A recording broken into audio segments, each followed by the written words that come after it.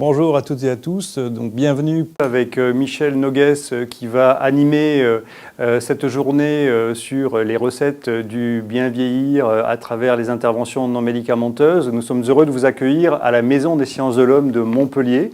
Le studio a été équipé, nous serions évidemment bien plus heureux de vous avoir ici présent parmi nous, mais hélas évidemment la Covid est passée par là et nous allons nous adapter au mieux pour vous présenter ce colloque. Vous avez été très nombreux à vous inscrire, nous vous en remercions infiniment. Vous savez probablement que la plateforme universitaire collaborative CEPS, qui est dédiée à l'évaluation des interventions non médicamenteuses, a créé un congrès en 2011 qui s'intéressait au pourquoi de ces interventions non médicamenteuses avec les mécanismes dédiés à ces interventions non médicamenteuses, que je vais appeler désormais INM. Et en fait, le pourquoi était intéressant, mais un certain nombre de participants à ce congrès, notamment des praticiens, nous ont demandé d'organiser des sessions beaucoup plus de mise en œuvre de ces pratiques, de contextualisation de ces pratiques, et donc des bonnes pratiques associées à ces INM. Et donc c'est le résultat de ce premier e-colloque que nous avons appelé ICEPS Satellite. Le but est d'aller bien plus précisément sur ces interventions non médicamenteuses et de voir à quel point elles peuvent être efficaces, dans quelles conditions, pour quelles personnes, et évidemment pour nos aînés. Je voudrais simplement vous rappeler une vieille histoire d'une dame, Diane de Poitiers, qui est décédée et empoisonnée par une personne qui lui avait recommandé de prendre une boisson à l'or en pensant qu'elle vivrait mieux et plus longtemps. Et hélas, elle s'est empoisonnée. Je crois que les interventions non médicamenteuses sont en train de franchir un cap tout à fait significatif avec une recherche interventionnelle, avec une recherche clinique qui permet de trier finalement le grain de livret. Et tout l'enjeu est de voir à quel point, dans le cadre d'une médecine du XXe siècle qui était une médecine centrée sur le traitement et donc sur le cure, avec l'idée qu'il y avait un traitement à concevoir pour une maladie, la médecine du XXIe siècle, finalement, est en train de s'ouvrir de plus en plus au care et à la prévention.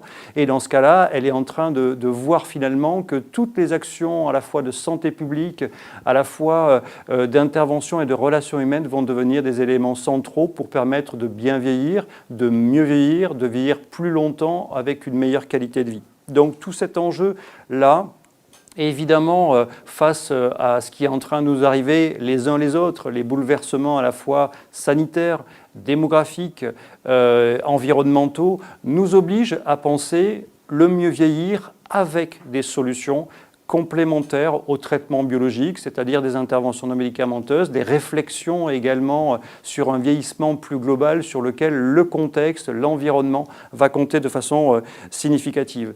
Nous voulions donc partager ces expériences pratiques avec des collègues canadiens parce que effectivement Montpellier est un pilier de la recherche et également de la mise en œuvre de ces interventions non médicamenteuses en collaboration avec des organismes notamment hospitaliers, mais il est bien évident qu'aujourd'hui, il faut aussi voir toutes les expériences qui ont pu être menées. Donc, je voudrais saluer les personnes qui vont venir vous présenter du Canada des expériences réussies, et j'aimerais encore remercier Michel Noguès qui est allé les voir à Sherbrooke pour voir ces pratiques et qui nous ramène des expériences tout à fait remarquables. Un dernier point, évidemment, nous avons le plaisir et l'honneur d'accueillir le professeur Michel Mondin, qui est doyen de la faculté de médecine, qui était au bloc opératoire ce matin et qui s'est libéré cet après-midi pour nous accueillir. Cet événement, ce premier ICEPS Satellite, se fait dans le cadre des 800 ans de la faculté de médecine. Il faut rappeler que c'est la plus vieille faculté de médecine du monde et je pense que c'est effectivement un lieu où on peut innover et notamment dans les problématiques du bien vieillir. Monsieur le professeur, c'est à vous. Grégory a un peu expliqué l'ensemble de la problématique et comme vous le voyez derrière moi, nous avons le grand honneur de célébrer cette année les 800 ans de l'Université de médecine de Montpellier. Alors pour nos amis canadiens, le concept d'université est quelque chose de très intéressant. C'est réunir en fait des communautés d'étudiants et d'enseignants et de professionnels au sein d'une ville. Et donc, l'université est toujours en résonance et en symbiose avec l'environnement dans lequel elle évolue, de façon à avoir, au sens animal du terme, une synergie de croissance entre les deux éléments. Au niveau universitaire, ensuite, de venir avoir des connaissances qui soient le plus validées, et c'est l'intérêt de la diplomation universitaire. C'est toujours intéressant de rappeler cette historique. Et donc, introduire ce nouveau colloque est très intéressant de faire toujours des petits parallélismes avec l'histoire. La première chose, c'est que cette école de médecine repose sur beaucoup de principes, dont les principes hippocratiques.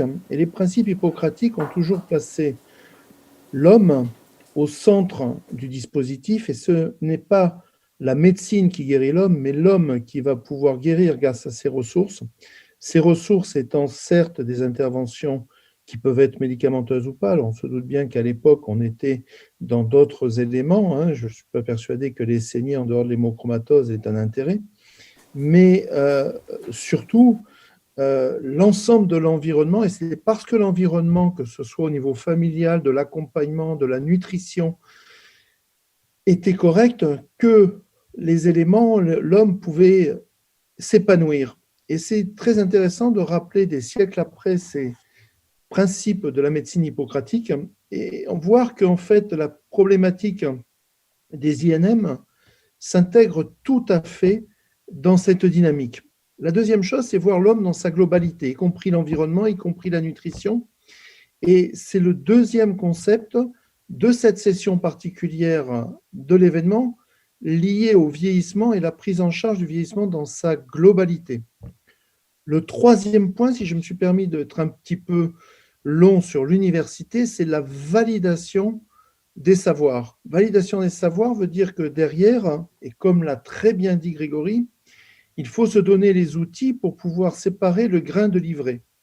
Je te paraphrase, excuse-moi, mais derrière, c'est très important parce que ça veut dire qu'il faut réfléchir en parallèle à des méthodes, à la méthodologie, à des nouvelles méthodes alliant les mathématiques, liant les capacités d'extraction des bases de données, d'aller faire du data mining, excusez-moi cet anglicisme pour nos amis québécois, de façon à pouvoir faire avancer les choses.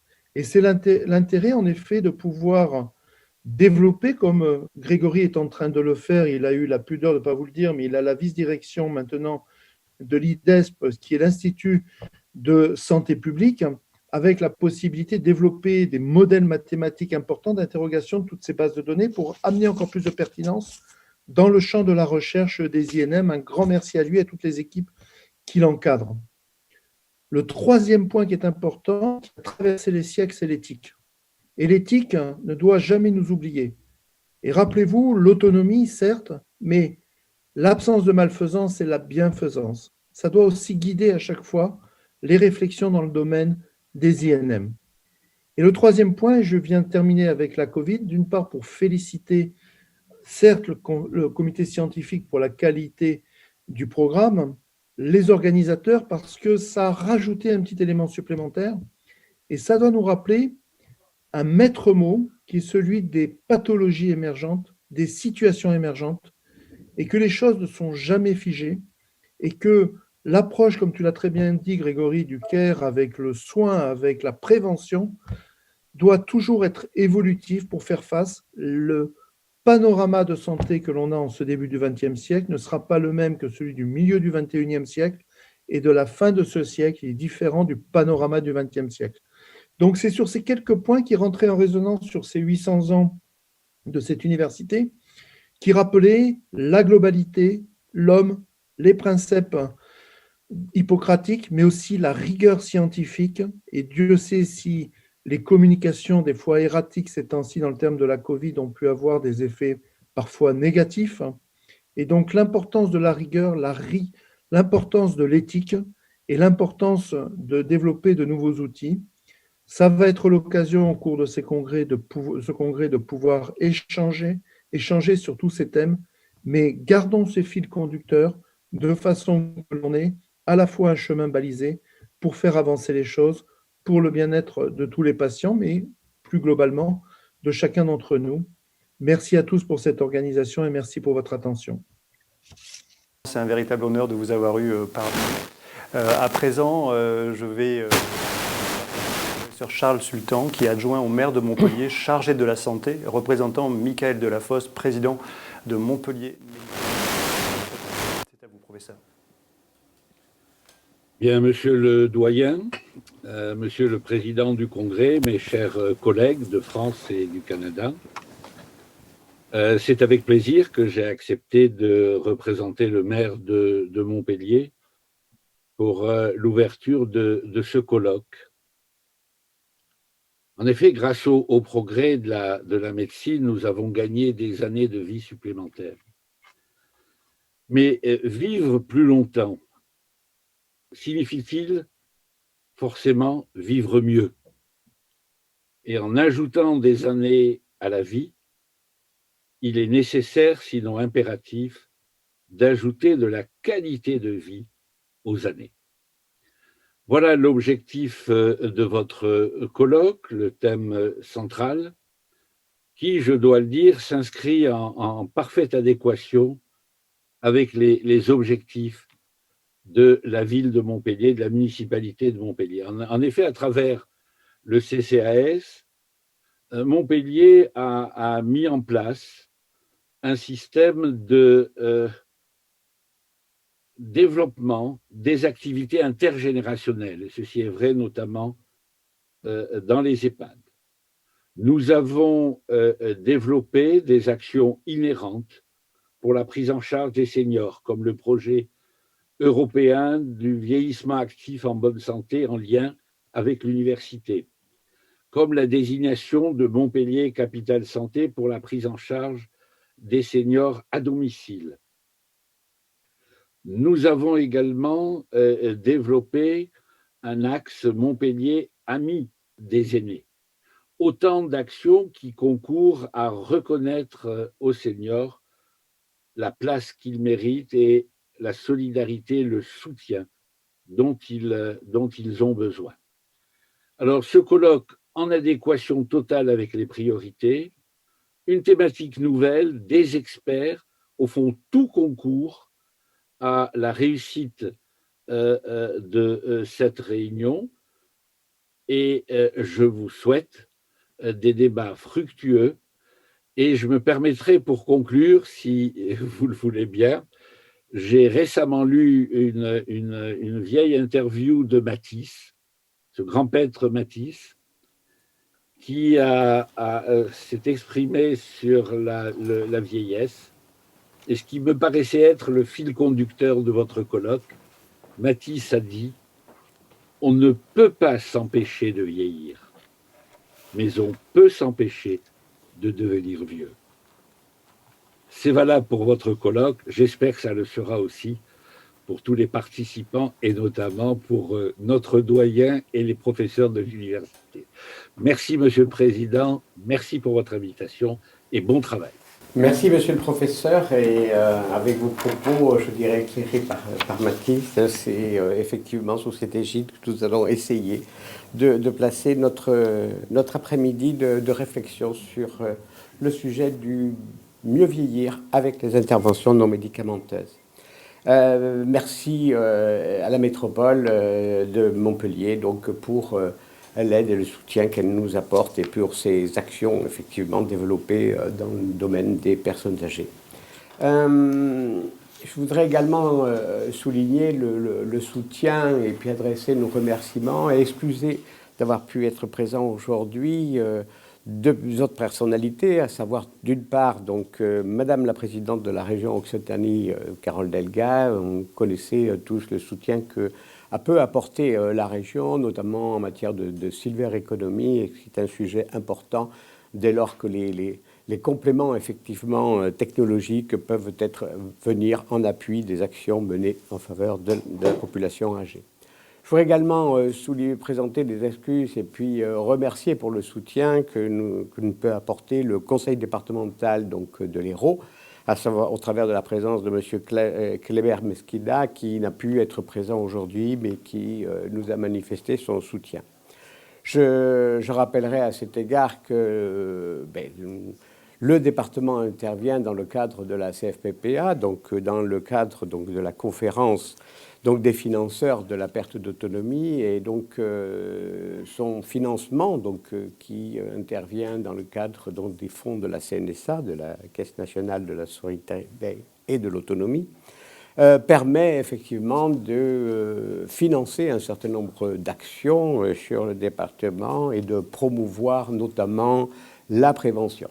Et vous savez tous, bien sûr, que le lien entre prévention et justement donc, intervention non médicamenteuse est important, puisqu'on se situe dans bon nombre des cas dans ce domaine de la prévention et de l'accompagnement, l'éducation pour la santé. Voilà, donc une conférence des financeurs très, très importante, puisqu'elle permet à la fois d'apporter des lignes directrices sur le département pour les actions menées, et nous tenons tout à fait à les remercier à cet égard. Je n'ai pas indiqué au début de mes propos tout le plaisir que je peux avoir de retrouver un certain nombre d'amis au travers de cette visioconférence. C'est très important, cela c'est du lien, et vous savez combien nous tenons à ce lien social qui est effectivement important pour nous aider à accompagner nos aînés. Et encore une fois, bonjour et puis merci d'être présent à tous nos amis. Je vais laisser la parole donc à Catherine Secchi, qui est la présidente de la CRSP Occitanie, donc la Société régionale de santé publique, est très impliquée au niveau national dans le cadre de la Société française de santé publique. Catherine, c'est à toi. Merci Michel. D'abord, je voudrais vous remercier, en particulier Grégory Nino et Michel Nogues, qui, grâce à leur association, l'obstination, leur connaissance, leurs compétences, mais aussi leur grande complicité, ont permis à ce colloque Mieux vieillir, avec des interventions non médicamenteuses, d'exister, malgré un contexte sanitaire difficile que nous connaissons tous.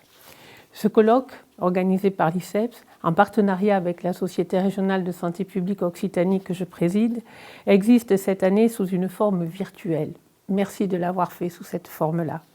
Les INM, puisque c'est comme ça qu'on les appelle, les interventions non médicamenteuses, intègrent dans leur appareil et leur arsenal thérapeutique de nombreux médicaments que je mettrai entre guillemets, que sont nos environnements psychologiques, comme l'éducation à la santé, la psychothérapie, la zoothérapie, mais aussi nos environnements physiques, que sont les activités physiques, l'orthithérapie, la physiothérapie, les thérapies manuelles, la balnéothérapie, qui n'est pas un luxe, mais aussi les environnements nutritionnels et les environnements numériques. Les serious games en font partie, ainsi que les thérapies par réalité virtuelle. Et enfin, les environnements dits élémentaires, c'est comme ça que vous les qualifiez, ce sont les préparations mycologiques, les préparations botaniques. Donc cet arsenal thérapeutique est large. Le comité scientifique a concocté un programme original qui font de ces différents environnements des éléments contributifs à nos environnements de vie, et ils améliorent notre santé, notre bien-être, notre qualité de vie, et participent aussi à notre guérison quand besoin est. L'Université de Montpellier 3, qui nous accueille dans ses locaux et a mis des moyens techniques à notre disposition, permet à ce colloque d'exister sous cette forme dématérialisée. L'équipe d'organisation, sans qui rien n'aurait été possible, a fourni un énorme travail pour sa mise en place. Elle a été soutenue par la faculté de médecine, nous avons vu et nous avons entendu le professeur Mondin, la métropole de Montpellier, nous avons entendu le professeur Sultan, et le département de l'Hérault, je le précise. Merci aux intervenants d'avoir accepté de participer en apportant leur savoir, leur expérience et leurs compétences. Merci à vous, participants, d'être si nombreux, puisque Grégory me disait tout à l'heure qu'il y avait plus de 400 inscrits, pour partager ensemble ce temps de réflexion, mais aussi qui est aussi un temps de travail. N'hésitez pas à écouter, puis à échanger, car de ces échanges naîtront, j'en suis sûre, des propositions qui nous feront tous avancer pour contribuer à mettre les INM dans la santé, puis enfin dans la santé, qualité de vie, bien-être, prévention, et enfin mettre la santé dans toutes les politiques, comme le préconise la déclaration d'Adélaïde de l'OMS en 2010. Je vous souhaite à tous un très très bon colloque, mais je suis certaine qu'il le sera.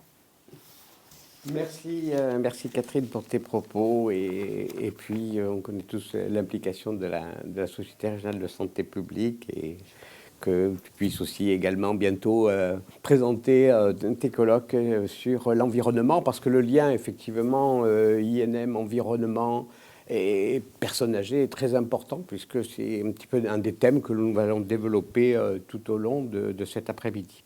On va peut-être venir directement sur le programme, si on peut le mettre à l'écran. Donc, dans le programme cet après-midi, nous aurons quelques propos introductifs. Je vois qu'il est en attente avec Monsieur Jean-Pierre Aquino, qui est là, qui nous attend. J'aurai l'occasion de présenter ses travaux. Et puis, moi, je vais avancer. Là, voilà. Donc, ensuite, nous allons parler d'espace, de lieu de vie des seniors. C'est un sujet, effectivement, auquel on peut s'attacher dès lors que l'on parle du mieux vieillir, parce que l'environnement, c'est le quotidien. C'est le quotidien d'une personne âgée et au fil du temps, on sait très bien qu'elle est directement, je dirais, liée à son lieu de vie. Et cela est d'une importance capitale dès lors qu'il s'agit de mieux vieillir et effectivement d'entrer dans des interventions non médicamenteuses, c'est-à-dire dans de l'accompagnement au quotidien. Donc ce sera le but de cette première, on va dire, table ronde.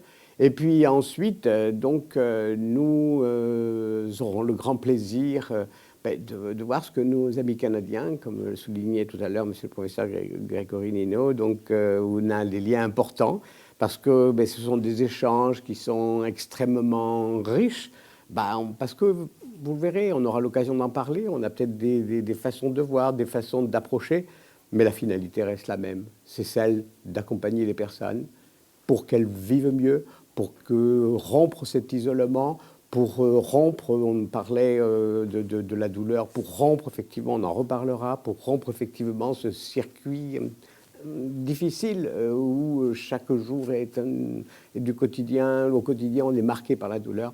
Donc là, nous aurons une présentation de nos amis canadiens qui va nous permettre de tout simplement d'avoir un nouveau point de vue. Et puis on échangera. Ensuite, vous savez combien les risques de chute sont un élément important. Dès que l'âge avance, on a certaines fragilités, on commence à avoir un petit peu de difficultés à marcher ou autre, et il est important pour un mieux vieillir que l'on prenne conscience effectivement de l'influence de ces moments où on a l'impression de perdre l'équilibre pour effectivement mieux vivre au quotidien. Voilà, et puis dans cet après-midi, nous terminerons avec monsieur le professeur Jacques Touchon qui nous fait l'honneur d'être présent, mais on aura l'occasion d'en parler. Voilà, alors maintenant sur le plan, je dirais, pratique, vous êtes devant votre écran, je vous espère le mieux installé possible, mais il faut nous poser des questions parce qu'on est là pour y répondre et nos intervenants, ils sont prêts. On va essayer, bien sûr, c'est limité dans le temps, mais on va essayer de ménager un espace-temps, comme on dit, pour répondre à ces questions. Donc vous avez sur votre côté normalement droit de votre écran la possibilité de chatter, effectivement. Vous avez regardé en bas. En bas, vous pouvez écrire, vous cliquez, vous tapez, etc. Vous allez voir apparaître à ce moment-là, tout simplement, la possibilité d'écrire. Bon, mettez vos commentaires aussi, parce que quelquefois, ce n'est pas nécessairement une question, c'est un commentaire, c'est une appréciation, et ce sera bien sûr toujours apprécié dans le contexte de cet échange d'aujourd'hui. Avec Grégory Nino, et on aura l'occasion de le dire tout à l'heure en conclusion, mais il faudrait quand même qu'on remercie nombre de personnes qui ont collaboré pour l'organisation de cette manifestation. Tout d'abord, le comité scientifique, bien entendu, où on retrouve donc un certain nombre de personnalités qui vont intervenir. Je vais les évoquer, donc le professeur Hubert Blin, Pierre-Louis Bernard, Isabelle Launay, Gérard Bourrel, François Carbonel, Catherine Secchi, qui tout à l'heure était là, puis ensuite nos amis du Canada, Guillaume Léonard, Béatrice Logno, Grégory Nino, bien sûr, Agnès Houd, Nancy Press, et Jacques Touchon également. Le comité d'organisation, parce que cette manifestation est le fruit de ce nombre de personnes qui ont contribué pour dresser au fil de cette organisation chaque étape pour que ce soit le plus fluide possible pour vous devant cet écran. Et un certain nombre d'étudiants également nous ont fait le plaisir d'être auprès de nous et ont participé très largement à l'organisation de cette manifestation.